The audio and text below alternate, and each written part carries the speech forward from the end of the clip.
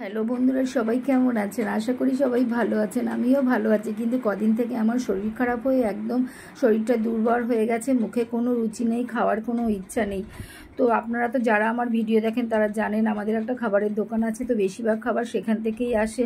হ্যাঁ, তো আমি আমার নিজের জন্য মাঝে মাঝে অল্প কিছু নিজের ইচ্ছা মতো রান্না করে নিই। তো আজকে সারাদিন বৃষ্টির কারণে দোকানটা বিকেলে বন্ধ থাকবে, তাই ভাবলাম বিকেলে বাড়িতেই রান্না করি, সবাই একসাথে খাবো।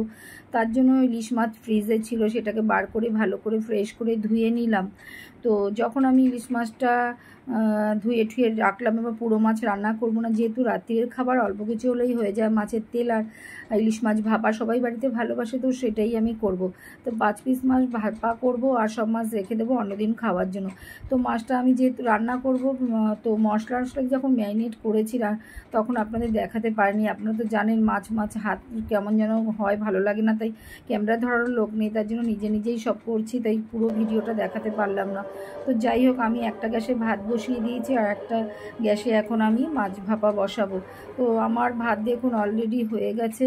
আর এদিকে আমি আলাদাভাবে মাছের তেলের সাথে দুটো মাথাও ভেজে নিয়েছি। গরম ভাতের সাথে মুচমুচে মাথাটা খেতে ভালোও লাগবে।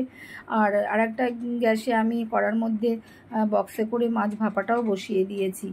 কদিন শরীর খারাপের কারণে মুখে কোনো রুচি নেই, কিছুই ভালো লাগে না। জানি না এটাও ভালো লাগবে কি না, কিন্তু যেহেতু আমার প্রিয় মাছ ইলিশ, হয়তো এটা দিয়ে দুটো ভাত হয়তো খেতে পারবো।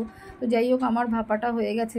ভেবেছিলাম সবাই একসাথে বসে খেয়ে ভিডিও দেবো, কিন্তু আমার কপালে সেটা নেই। আপনারা যারা আমার ভিডিও দেখেন তারা জানেন, কারণ বাড়ির সবাই পছন্দ করে না, সেই কারণে কারো অপছন্দের আমি কোনো কাজ করতে রাজি নই। তাই যখন আমি কোনো সময় একা খাই তখন আপনাদের ভিডিও দিয়েছি। দেখুন মাছের ঝোলটা হয়ে গেছে, যেরকম কালারটা সুন্দর হয়েছে সেরকম ঘ্রাণও এত সুন্দর বেরিয়েছে।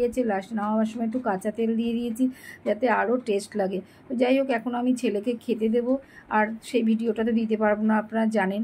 তো আমার ভিডিওটা এইটুকু, যদি ভালো লাগে একটা লাইক দিয়ে আমার পাশে থাকবেন। সবাই ভালো থাকবেন, সুস্থ থাকবেন, এই বলে ভিডিওটা এখানেই শেষ করব। আর মাছের ঝোলটা আজকে একটু পাতলা হয়ে গেছে। তো যাই হোক, খেতে ভালো হলে কোনো ব্যাপার না। সবাই ভালো থাকবেন। Good night.